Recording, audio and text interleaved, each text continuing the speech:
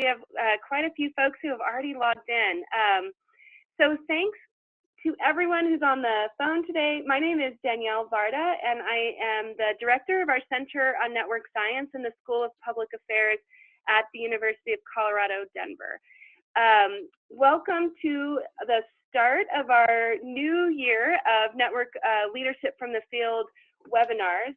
This is a series that we usually run during the school year, so from fall to spring, and then take a little break in the summertime. And we are just absolutely thrilled today that we have two of our fellow Colorado folks who are doing lots of work around networks and network leadership and building a new network. Today our topic is called the Network Leadership Approach to Program Development and Evaluation, and this is about the Regional Health Connector Program in Colorado. So I'm going to go ahead and do a little introduction and then pass it over to our speakers. But a couple of things. So if you are a tweeting kind of person, feel free to use our hashtag, which is #NetworkLeaders, for this or anything else that you come across or think about in terms of network leadership over time. And let's see. So, okay, so just a couple of things. So we like to give an overview to get started about kind of what is network leadership. So, you know, we take it from a certain perspective. Many people today we know are involved in building networks, trying to manage networks, and even evaluate networks. And most people we know are even struggling to find information and tools to build knowledge and skills for that new way of connecting. We refer to this as a network way of working because it's just a way that people do work today. It's not even specific to one sector anymore. Across all sectors, people are being asked to build and be involved in networks. We think of network leadership as a framework where members of networks can build skills, primarily using data to make decisions. And so we know that not all network leadership involves data, but it is a perspective that we take. So we do try to think about ways that we can talk about building these skills using some kind of evidence to help inform it. So that's one of the things that throughout the webinar series, sometimes we'll touch on using data to make decisions, sometimes we won't. Really depends on the speakers and what we're talking about. And you know, at our center, we host workshops and webinars on network leadership. This particular series is free. We try to do it once a month, and the people who speak in our series are people who are in practice. So while we are a university and come from academic kind of framework, sometimes the people who present on this are folks who are practitioners, are on the ground working and leading networks. And so most of them have actually attended some of our previous trainings. For a lot of you, you might already know that our next one coming up is on November 9th from 2 to 3 p.m. Eastern time, so 12 p.m. Mountain time. The topic of that one is network knowledge mapping, so mapping the known, discovering the unknown. So we're trying to kind of really do a broad range of topics. And then real soon, we're going to announce probably the whole rest of the year's webinar series. And last thing, we're just really super excited to have our dates finally for our Network Leadership Training Academy. So you may already be aware of the Training Academy. You may have been an attendee. For example, Matt today, who's going to present, attended our NLTA last year. So we have a lot of community building around this. But our Network Leadership Training Academy, we hold once a year. It's a 3-day workshop for folks who want to learn more about building, managing, and evaluating effective networks. This year it's going to be held again in Denver, April 26th to 28th. And we get folks who come from all different sectors, from all over the country, and always have a good Canadian contingent as well who come and really share and learn together about network leadership. And it's really fun for us. These webinars kind of lead up to that. So you know, stay tuned. We're going to open registration probably sometime early December. So we hope people will plan on joining us this year for that. All right. So let me go ahead and present our two presenters today. First, Dr. Matt Simpson, who is an assistant professor in the Department of Family Medicine at our University of Colorado School of Medicine. He's also a Rose Family Medicine, has a Rose Family Medicine residency where he teaches family medicine residents and provides clinical care to his panel of patients. as well as the Assistant Director for the Colorado Research Network, which is a practice-based research network of primary care clinics that are focused on delivering care to medically underserved patients. And you know, it's been a real pleasure getting to know Matt. Actually, you know, when he stood up and said, "I'm part of the School of Medicine and I'm a family practice doctor," I just thought this is really far-reaching. We finally, you know, really closed the loop on diversity here, and so we're glad that he's become a part of our learning as well. His research interests include practice-based community engagement, public health and primary care integration, and health information technology. So Matt, we're so happy to have you today. And also Dr. Paige Backlund Jarquin, who is the Senior Program Manager with the State Innovation Model and of the Regional Health Connector Program at the Colorado Health Institute. She's been working for years in community-based community health program development, implementation, evaluation, and research, specifically focused in areas of workforce development, health equity, and culturally responsive health communications. And I can't say enough about how lucky we've been to get to know Paige and learn about their work as well. She's just really something special in this area, and it's really neat even to have Matt and Paige today speaking together to really show how diverse this program is in terms of coming across sectors to build something pretty neat and unique in Colorado. So with that, I'm going to let you guys take it away. Paige is going to go ahead and take over the screen now, and just before you all get started, you'll see on your screen a little spot that says Q&A. That's where we'd love you to put your questions. I mean, if you have a question now, put it in there. Anytime while they're talking, put it in there. And what we're going to do at the end is facilitate a Q&A session. So don't forget to put it in, and then we'll make sure that everyone gets their questions covered by the end. So if you have questions about how to find the Q&A, let us know through the chat, or go ahead and raise your hand and we'll help out. Okay, so with that, Paige and Matt, please take it away. Thanks so much. Thank you. So Matt and I are going to start this off. Danielle and Melinda, it's just been such a pleasure getting to know you, and we're so impressed by the work out of the Center for Network Science, and just thrilled to be here together and with you all today. So thank you for joining us for the next hour or so of your day. I want to just double check with my two colleagues here. Can you see the correct slide on the screen? Okay, good, because I've got multiple things going on here. So we'll get through the technology. I'm just going to talk through our roadmap for today, if it goes there. There we go. So we'll start by just diving a little bit deeper into our introductions of ourselves, and then talk about primary care health extension here in the United States. So it'll be just a very basic information about that, and we can give you resources if you're interested in more information. And then talk specifically about our Regional Health Connector program. And we want you to have just enough information so that when we talk about our evaluation plans and our use of social network analysis, that it's meaningful to you. But we want to encourage you, you should have on your screen probably at the bottom a Q&A box. It might be on the top or on the bottom, and that's where you're going to be submitting questions today. We won't be able to ask questions verbally through the way that we have this set up, so we do need you to ask your questions through that question and answer box, and we'll get to those at the end of the presentation today. So I am, as Danielle said, working at a place called the Colorado Health Institute, and I'm a senior program manager, and what that really means is that I'm in charge of helping design and implement with a team of people our evaluation and workforce development activities.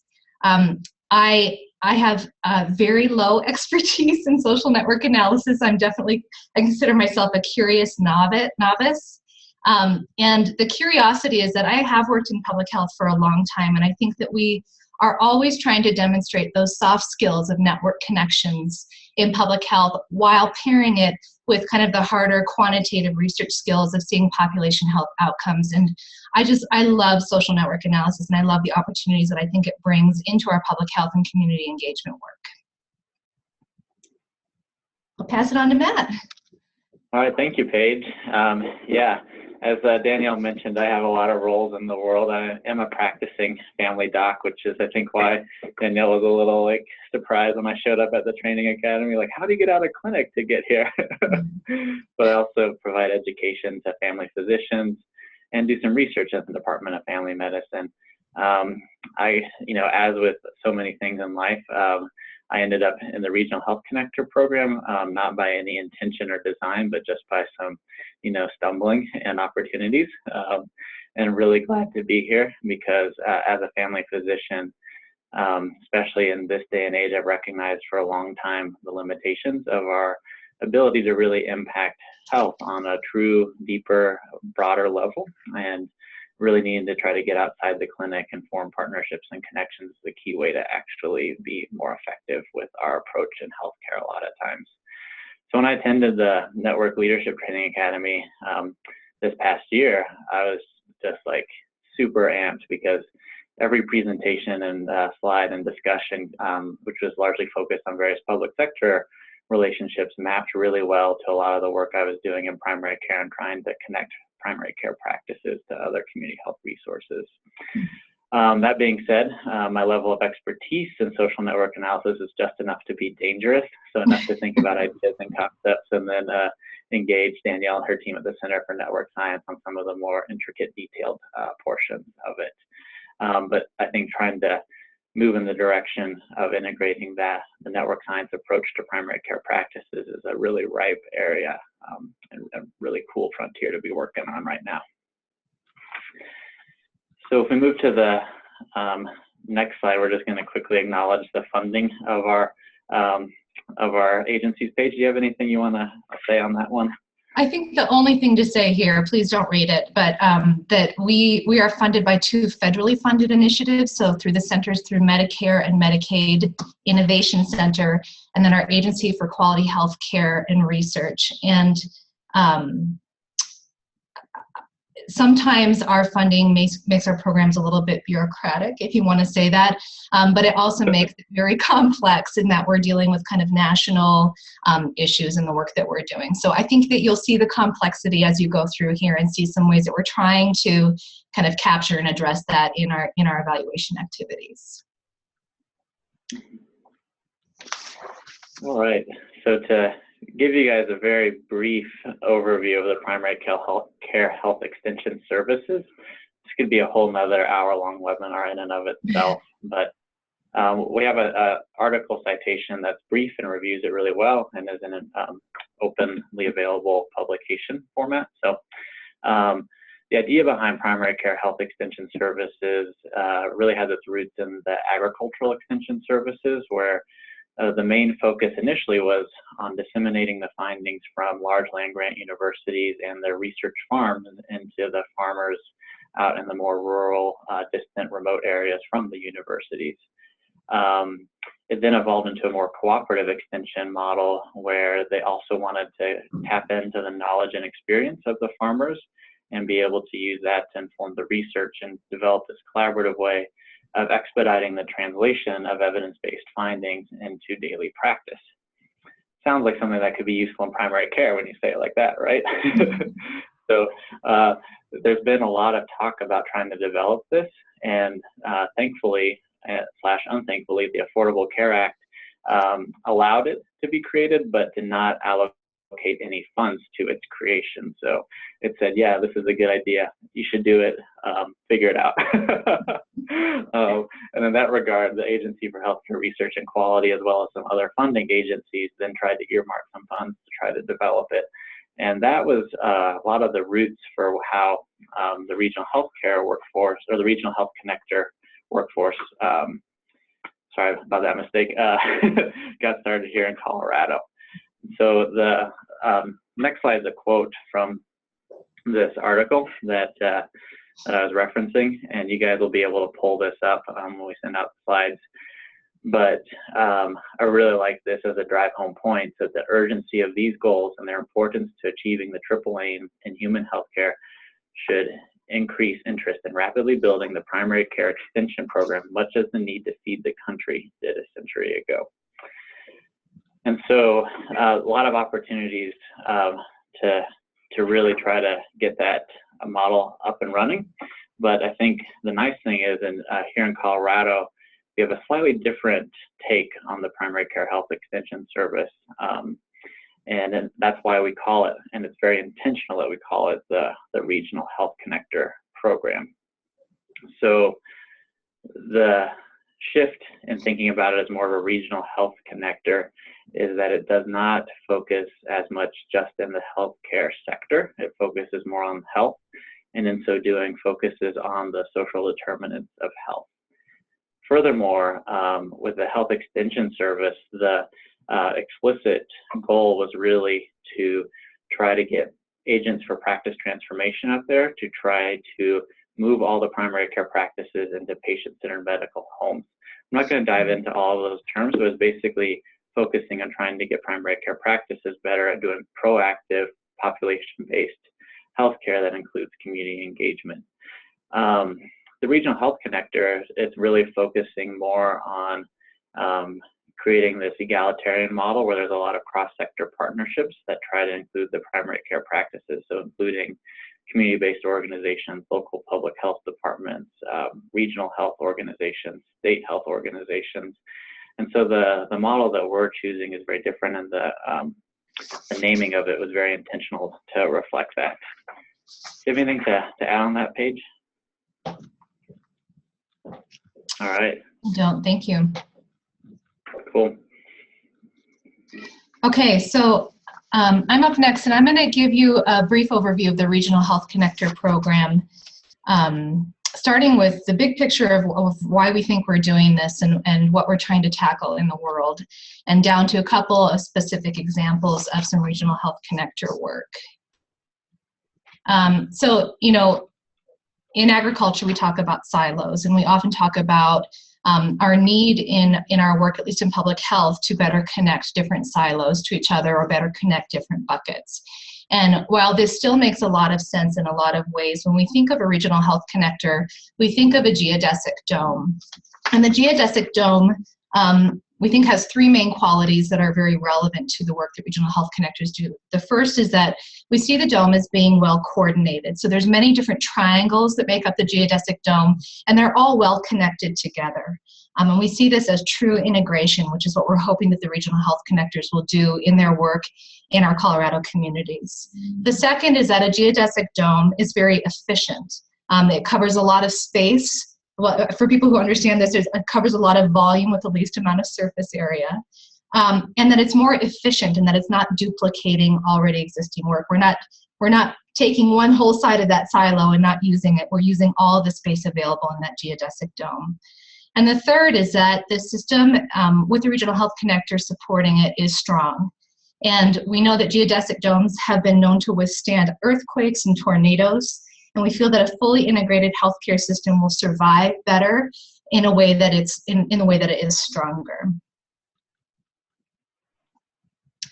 So thinking of that concept, there's the big picture. When we think about regional health connectors working in their communities, they're really standing in the middle of three different circles. One is that of the clinical care. The second is public health and human services. And the third bucket, if you want to call it, is community organizations here. And we recognize that these circles encompass a lot of work. We've looked at the list of participants today, and you all could probably fit in one of these.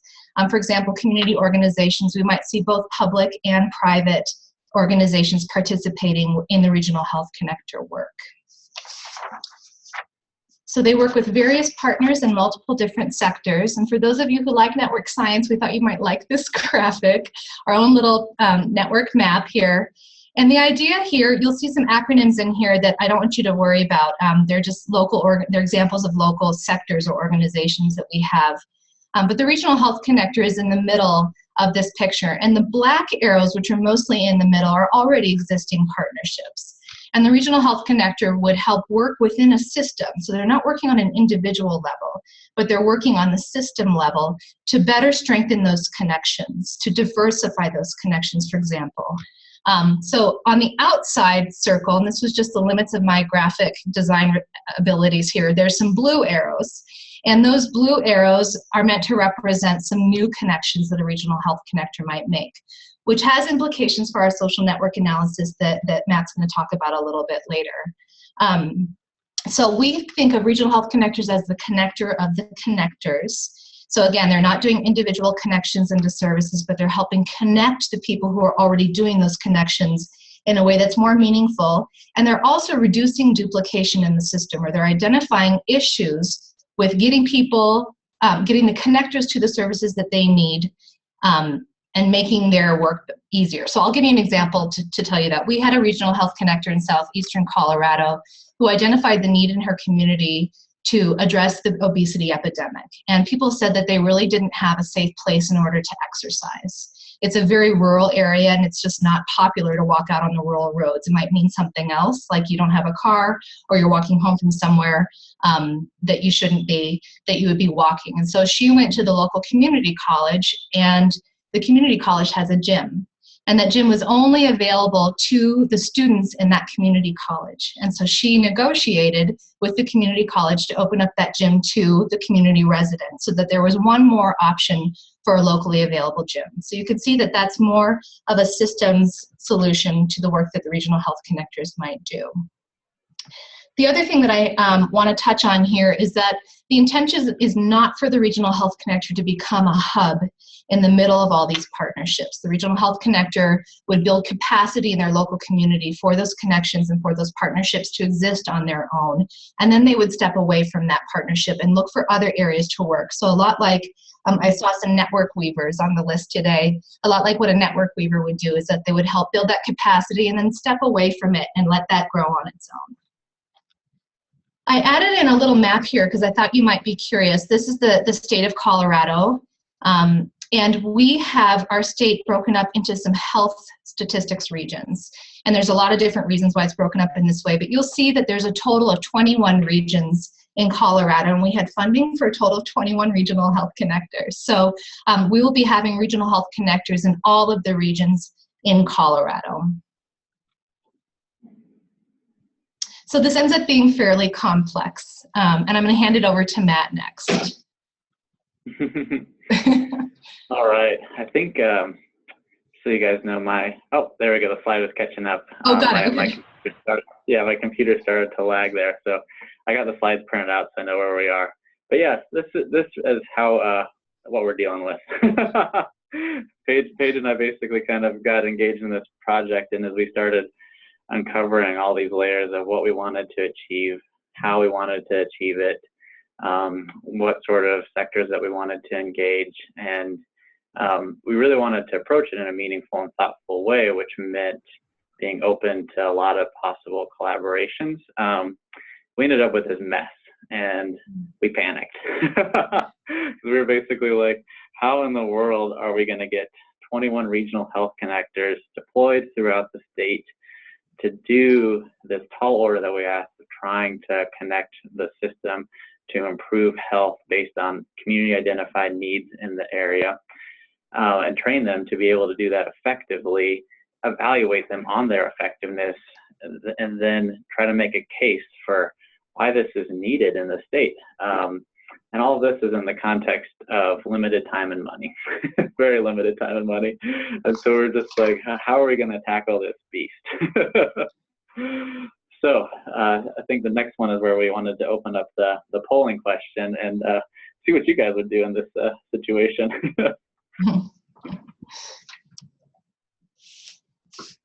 So imagine that you were in our shoes. How would you want to develop and evaluate it?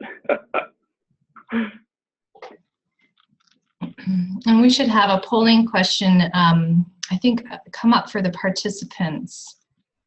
And we had to give you some options in this poll, so you won't be typing in your responses, but we'll see if we can get it up and going here. Mm-hmm.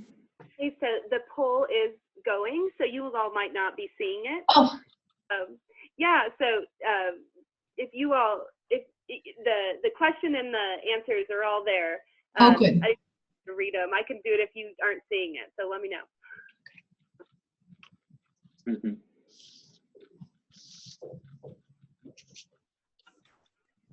So I think Melinda will close it for us, and if you aren't seeing the results, which we've noticed is that Zoom thing that happens sometimes, let us know. Okay. Cool. I just got the results popped up, so I can share those. So wow, we really know our audience well now. 0% said evaluation. I ain't got time for that. Which is how we felt at one point. Another, the 9% ones were look at individual skills and activities of regional health connectors.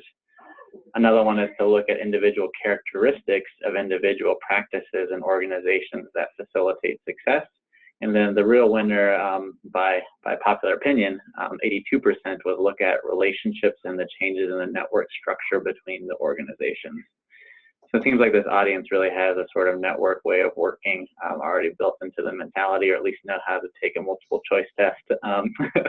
That being said, other than the option that nobody selected, we're actually trying to tackle all of those.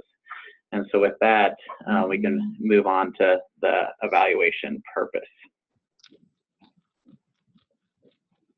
So with the purpose, we were basically wanting to collect and analyze process and outcome related data in order to develop and implement a highly effective, sustainable regional health connector workforce and program.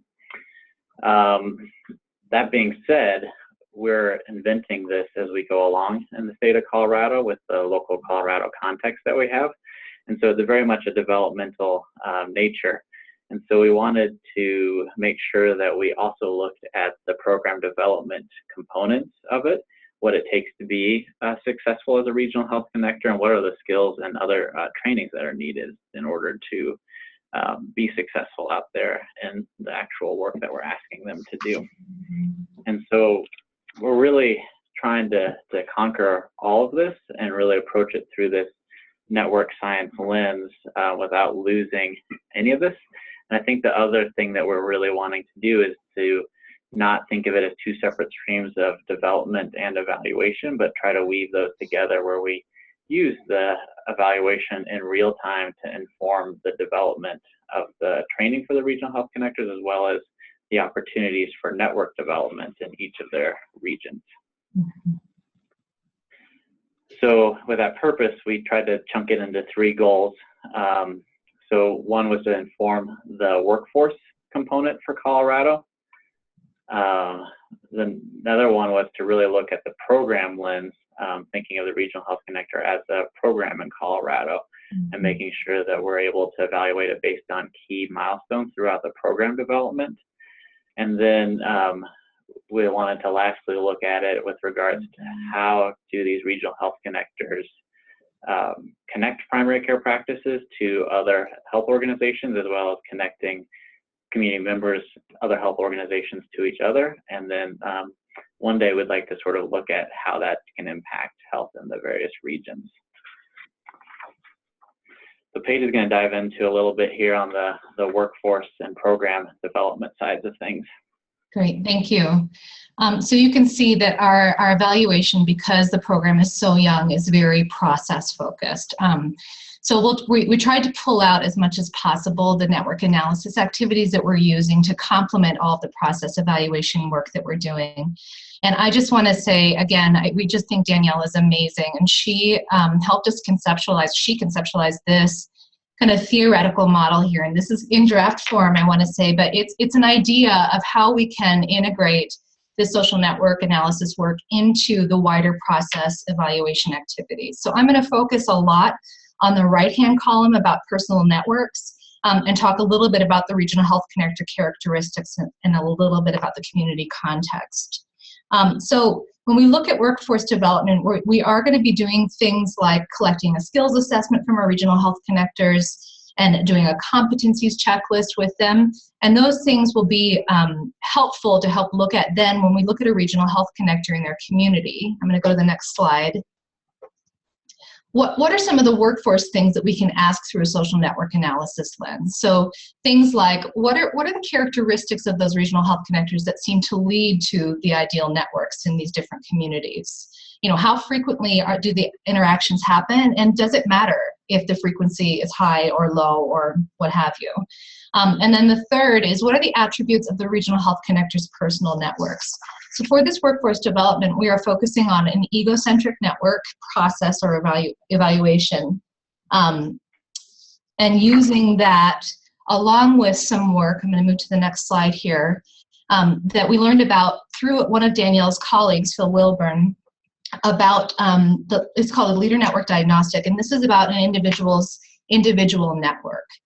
So in that work here, we're pairing this egocentric network analysis activities with kind of the frame of this: is the network diverse? Is it deep, and is it open? So when you look at diversity of a network, we can answer these questions pretty easily, we think. We can say, what are the different kinds of sectors that are represented in the Regional Health Connectors networks? And what are the different sectors that are represented specifically in their host organizations? Because they're all going to be housed in each of those different regions in Colorado that you saw through a host organization that's already demonstrated that they're very well connected in their local regions and their local communities. So we'll look at the diversity of the networks and if that changes throughout time. We also may be able to get a little bit to the depth of the networks. And this is something that I think you all may have learned if you've been through the training academy or used the partner tool, where you look at things like trust, which is very hard to measure, right? But in this, we're looking at, for example, the formality or the tone of those relationships between the regional health connectors. And then the third, the open or closed idea, and again, I'm sorry, this might be new information for some of you, but that this really looks at if a regional health connector, if you take a scan of their existing network and you see that there are kind of diverse partners or people that are maybe outstanding in there that are kind of weak ties, you might be able to maximize on those weak ties to build out more in your network. And again, we're not going to get a lot to this in our analysis, but we're going to just keep it in the back of our minds. Again, we've set up a developmental framework for evaluation so we can add things along the way if we need to. Okay. When we get into program development, again, this is a little bit less easy to do with our social network analysis because we're going to be doing a lot of process things like, did we implement what we said we were going to implement? But one thing that we think we may be able to look at and pair into or to kind of complement the social network analysis work is to look at the community context. And specifically looking at those host organizations that the regional health connectors are in and what the community is like. So in Colorado, we have rural areas, we have mountain regions, we have rural resort areas, we have frontier regions, and then we have urban regions. And there's probably other ways that people might identify their region in Colorado that I haven't mentioned. So looking at the context of the different communities and how that may be influential or maybe a part of the regional health connectors' ability and their work in building their networks. An example question, okay, so how to take into account community context. And some answers that we think we may be able to get to with our social network analysis piece is around the training and education of regional health connectors themselves. So regional health connectors may see themselves as network weavers in some ways, and how can we bolster their skills in network weaving? We also are pretty sure that we're going to be getting unanticipated outcomes from the partner tool. So because we only have about 2 years of funding, we recognize that we really can't be collecting outcomes measures, for example, in population health outcomes with this program. But because the role of the regional health connectors is to make connections, we see this as an opportunity to see what does that look like when we implement a regional health connector into a community. How does the network change? What does it do? And then be able to build on that in future years when we get future funding, of course. And then the last is getting a list of types of organizations. So just looking again at the variety of organizations that are part of these different networks. Okay, Matt, I'll pass it to you here. All right, sounds great. So yeah, we're calling this part sort of the outcome evaluation, but put it in quotation marks because as Paige mentioned, with this, we're not going to have the time, energy, or really even methodology to get a thoughtful outcome around population health metrics. If there's a few phrases that are burned into my brain from the Network Leadership Training Academy, and one of those is that you cannot interpret any of this information and data outside of the context of the community in which it's happening. And so since we have 21 regions that are having their health connectors that are going to work on potentially differently identified priorities, there's not really going to be a way to compare population health outcomes between regions. So what we're really going to look at as our main outcome here is going to be the connections that they formed, and that's where the connector part of the title really comes in and is really important, and that's why we chose that term over something that was more of an extension term, because the goal is not to extend from one place to another, but to really just connect. And as Paige mentioned earlier, try to connect in a way in which the regional health connector is essentially not at the hub of all of these regions, but really starts to become sustainable by developing all the connections. So I've said connections a lot, but that really is going to be our primary way of evaluating it on the systems level. And so if we move on to the next slide, this gets at sort of the organizational level, what we're looking at. And what we're entering into in our state, and I think it's pretty common across the US, is all of these regions have some degree of an existing relationship. And in fact, when host organizations are applying in order to host a regional health connector in each of these regions, they've typically listed off all the current and existing partners that they have in that region. So, and in most of these regions, we're trying to get a sense of what the baseline network looks like in these regions. And one thing that we want to look at over time is if the regional health connector in that region can successfully work to bring more or less people into the network, but really sort of cultivate that network based on the community health needs and try to track the in and outflow. Because part of the one of the projects of this, or really both the projects that are funding this, are focused on a lot of primary care practice transformation, and because primary care practices are relatively disconnected from a lot of the regional health work that's going on, with some exceptions out there, we really also want to look at the practice level connections between the various health organizations in each region.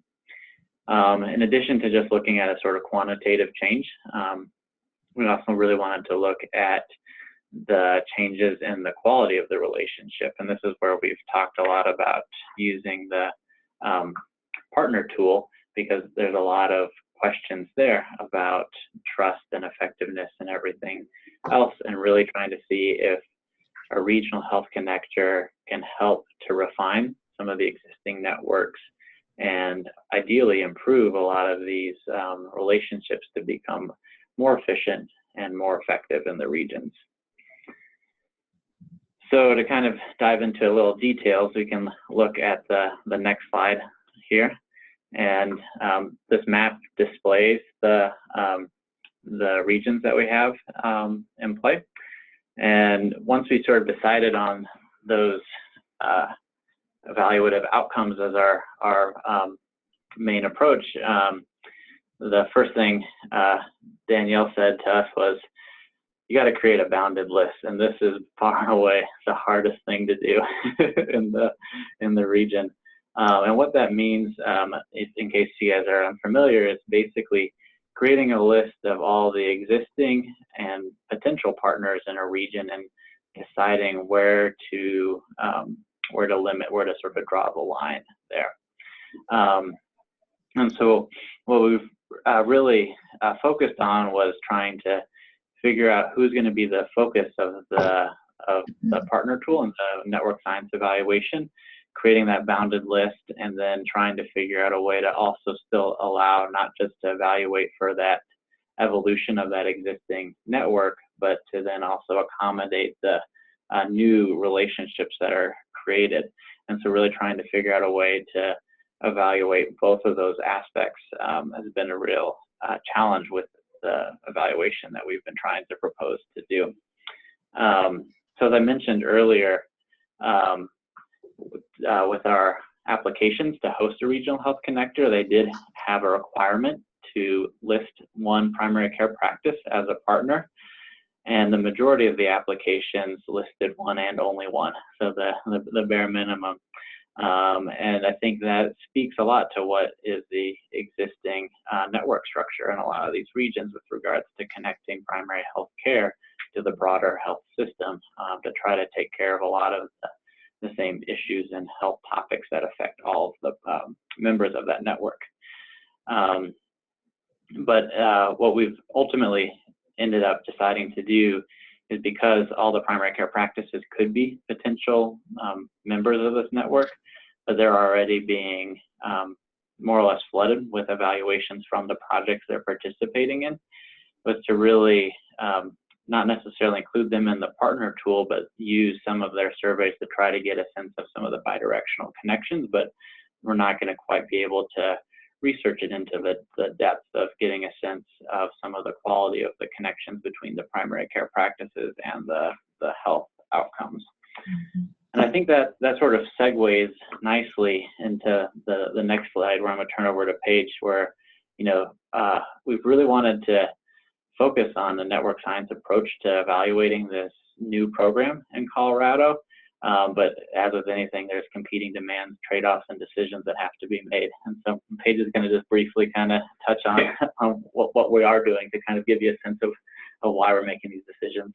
Yeah, I love what you just said. I mean, we are, this is a program development and implementation. We have a whole team of people here at the Colorado Health Institute. We have a team of people at the Colorado Foundation for Public Health and the Environment.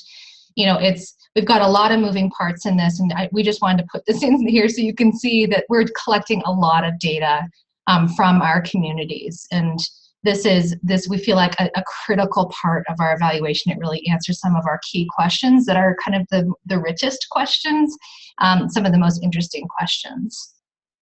So that being said, a couple of things that we're not going to get to, and we really think this is because of timing. We're not going to get to some of the other really big questions that you might all have. How are we looking at population health outcomes? How are we looking at the return on investment of regional health connectors?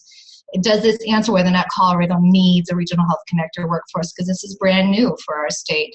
So we're not going to get to that, but we hope to put those on the back burner for the future and find ways to use these data in order to try and get some more opportunities to answer some of these other questions. So if it's, Matt, if it's okay with you, do you think we should move to question and answer? I think that's perfect. Awesome. Just before we do, I wanted to make sure that before some of you might leave, just to thank Danielle and Melinda and your whole team there for inviting us and for engaging us in this process and for being our experts. We're learning so much from you. And I'll go back to the questions now, so thank you. Well, that was terrific, and I can't believe how much I learned from you all every time I hear you present on this thing. But what an exciting program, and it's clear that they've got great people leading it. So I have some of the questions here. I just want to encourage other folks on the phone to go ahead and put your questions in the Q&A box. We've got a couple queued up right now, and we can make sure and try to get to all of them. So I'm going to try to go ahead and organize them a little bit and read through them. But there's some that are a little more contextual and some a little bit more about the logistics of the program. And so I'm actually going to start with those. But the first one was a question about the regional health connectors and whether those are actually individuals or organizations serving the region. Thanks for asking that. So our regional health connectors, they are individuals, and they are housed out of locally based organizations in each of the 21 regions in Colorado. So they will be representatives of their organization, but they are individuals. Great. All right, and another one, this one, and it's by an anonymous viewer, so maybe it's a controversial question. Why is the Denver region split across 6 different statistical regions with a comment, though, the geographic distribution makes no sense? Beautiful. So I'm going to tell you a very short story about our process of selecting host organizations, just to acknowledge that you're right, that it's a very, very complicated breakup of the state. We'd love to put one regional health connector in every county, of course, in Colorado, but we just don't have the resources to do that right now. We went around the state of Colorado to meet with local community partners through a process of about 3 to 6 months, and tried to find the organization that was doing the most connecting work within their regions. The health statistics regions exist in Colorado as they are because of some former work out of our state health department. So some things are already being collected on that level, and therefore some things are already being categorized on that level. Now, recognizing that this is, they end up being huge areas for our regional health connectors, and we need to both look at the numbers of practices in those communities, the numbers of community-based organizations, how many connections people can make, and make sure that every single regional health connector is housed out of a host organization that can be local and can develop local solutions with their regional health connector and for their region.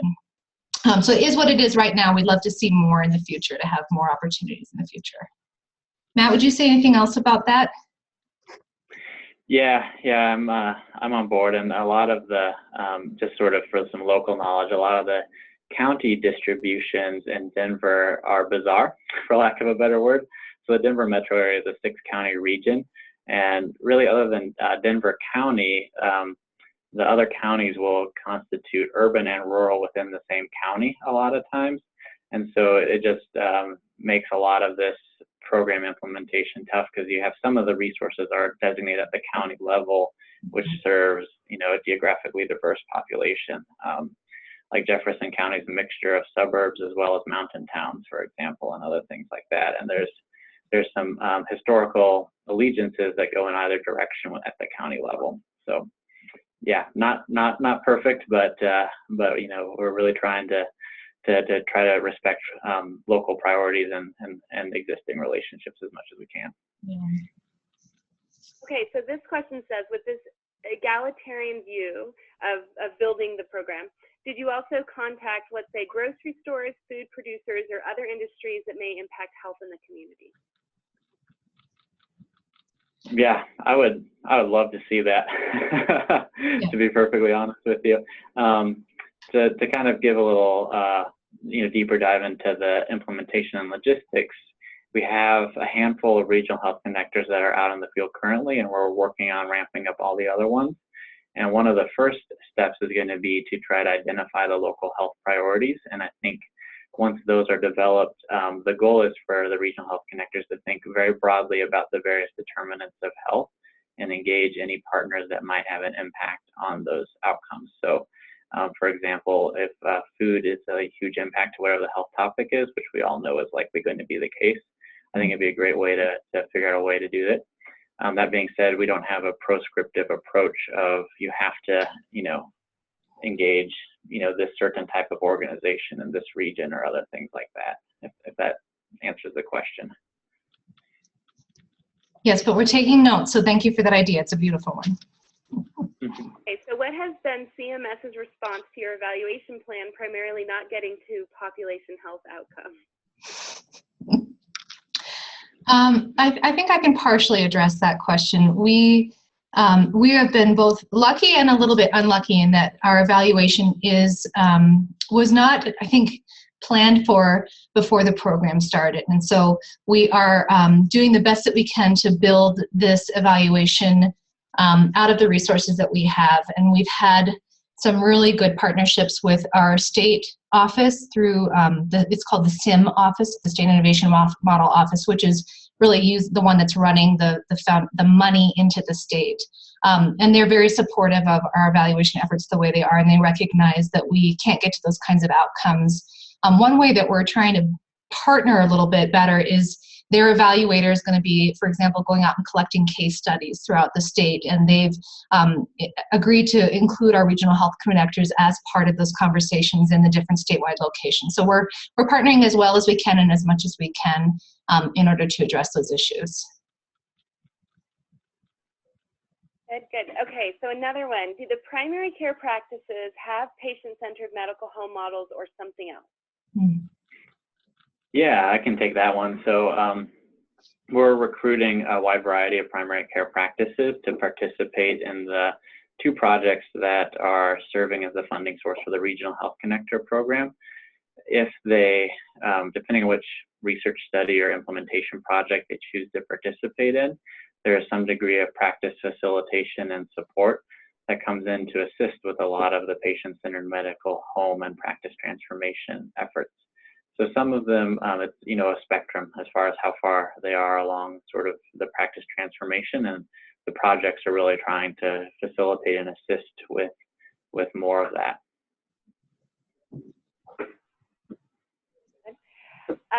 Okay, so this question, what strategies do you have in place to support the regional health connectors in their work? I'm assuming the usual HR stuff, travel costs, etc.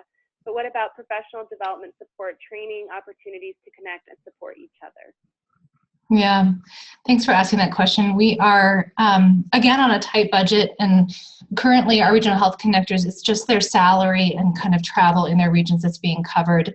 And we are actively looking for additional funds to help do other things.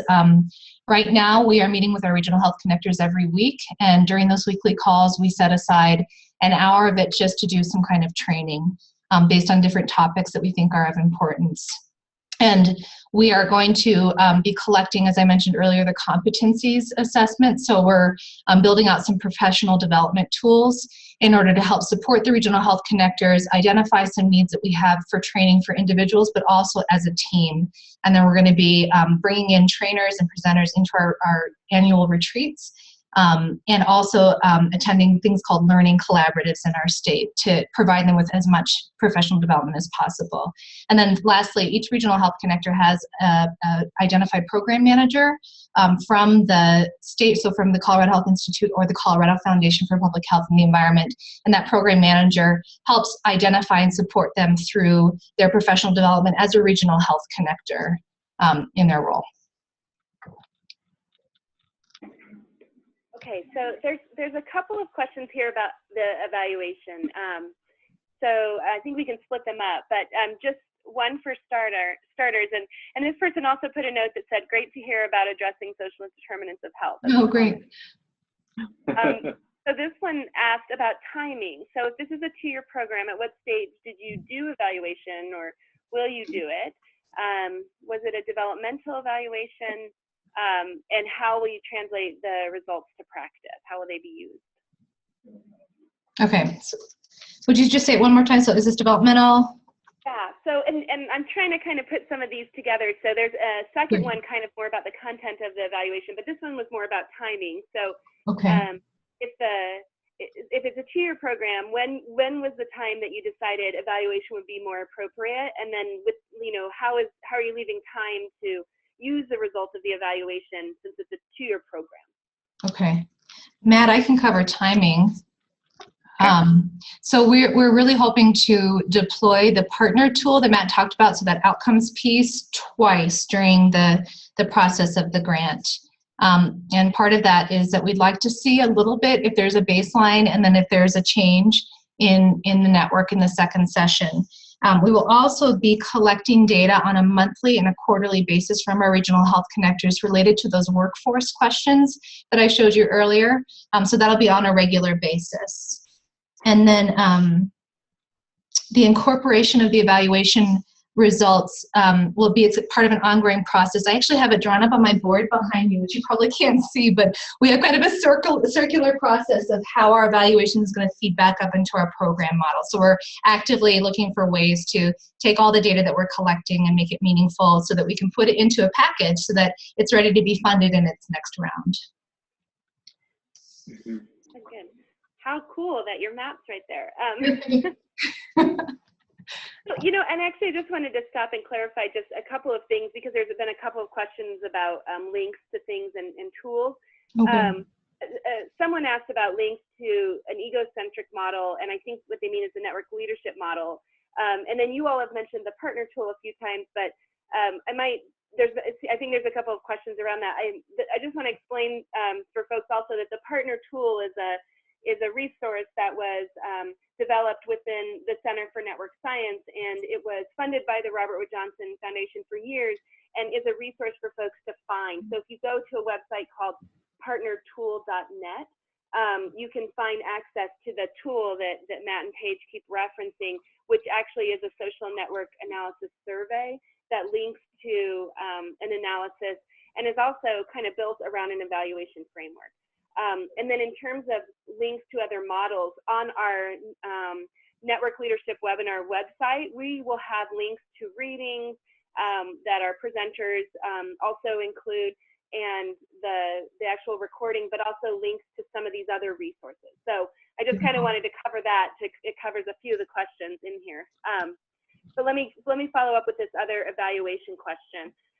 So this person says, as someone who works closely with rural health networks across the country that receive federal funding, I love hearing about your program. I know it's not always easy to get full buy-in or engagement from MDs like Matt, resource limitations. So how have you been able to use network analysis and your evaluation results or other ways to encourage program engagement among practices, physicians, and physician groups? Big question. Yeah, that is something that we are actively working on right now too. Actually, on our team meeting on Monday, we talked about how to engage practices from the health connectors. So it's very relevant. I think to kind of frame the issue up a little bit more, I think really what we're dealing with a lot of times is people whose vision and mission are oftentimes very much aligned. You know, primary care practices really do want their patients to be healthier and deliver a lot of preventive services, and that's similar to a lot of, you know, basically all, I should say, public health agencies as well as community organizations and individuals themselves. And so where the mission drift oftentimes happens is just in the really smaller spheres. And so primary care practices only get paid for a clinician seeing a patient in their clinic. They don't get paid for keeping people healthier a lot of times, although there's some change in that. And so that makes the collaboration space you know, really a little more difficult to establish, because you have to figure out a way in which you guys can work together, or all of us can work together to really meet those missions and visions of making people healthier, but while not adversely affecting some of the really on the ground details and things like that. So anything that's too intensive on a primary care practice is going to be really tough to sustain, because unless they come in for an office visit, they're not going to get reimbursed, and you have to keep the lights open at the end of the day, or the lights on and the doors open. Sorry. So that's my answer to that. That's I great. just would, when we've through our center been doing network studies across health communities, public health initiatives, and it is not uncommon that it is hard to get the private practice or practitioner community to participate in that kind of primary data collection. It's really secondary. So this is a real neat opportunity to have more engagement across that kind of data that we can get to learn more about these kinds of connections. So we've had a similar issue that this person asking has had. Yeah. So this one is really unique. It says, they say you have large geographic areas to cover. Person-to-person connections might be best, but have you looked at how virtual relationships can extend the reach of the RHCs? I'm writing that one down too. I am. We have great partners in our Public Health Institute here in Colorado. We have a training center that uses echo technology, and there's all kinds of things that are right out there that we would love to use to do a better job of engaging people across our they're very big geographic areas. So, there, I'm writing down your idea. So yes, we're going to highlight that and bring it up to the top of the list here.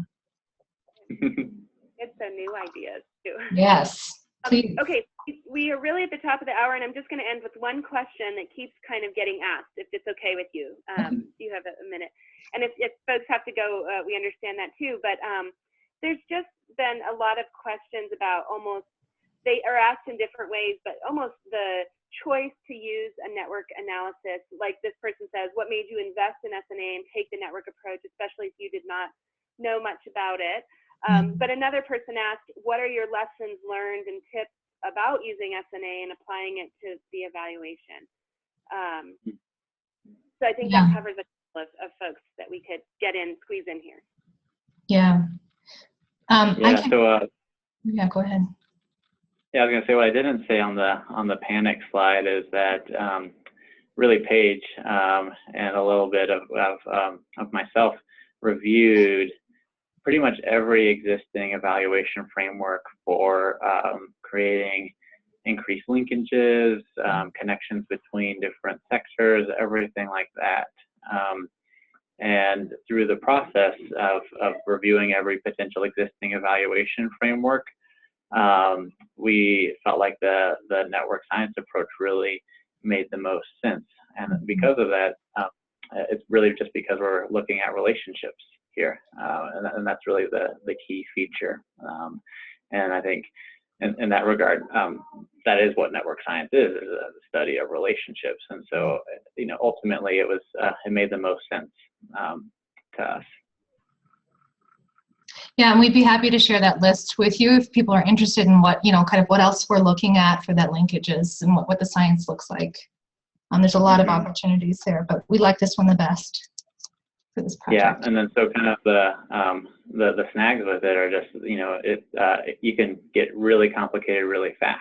And I think we had those trade-offs and decisions to make about how deep of a network analysis is. I mean, technically speaking, we could do a network analysis that includes every individual in every region and try to look at that over time at various points, and that would be a huge undertaking. And so we had to really figure out, do we want to look at the individual level, the organizational level, who do we include in that bounded list, and really trying to be thoughtful about our approaches there.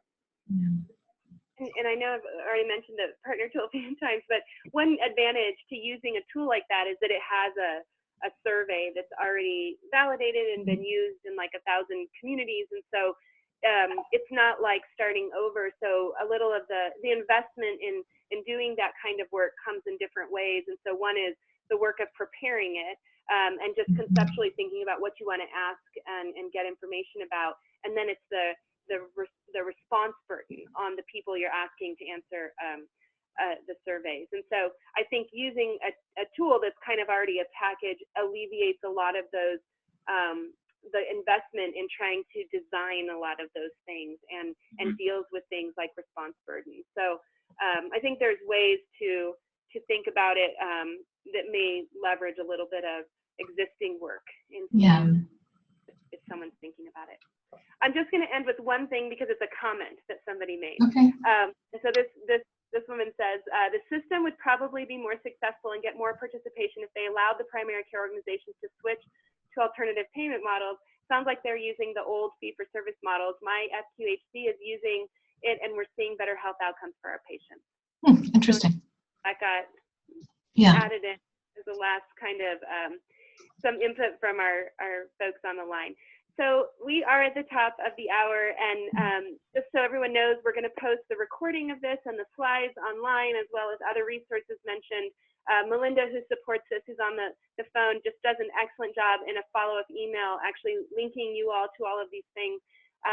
And I just cannot thank Melinda enough for that support, Matt and Paige, for your time today and all this great knowledge that you've shared. It was a wonderful way for us to be able to kick off our new series, and we're just so glad you said yes to doing this. So we'd love to hear from folks in the community. So if you have ideas or you'd like to be a part of the webinar series, we love ideas as well. So last thing someone here says is, thank you very much, a great initiative.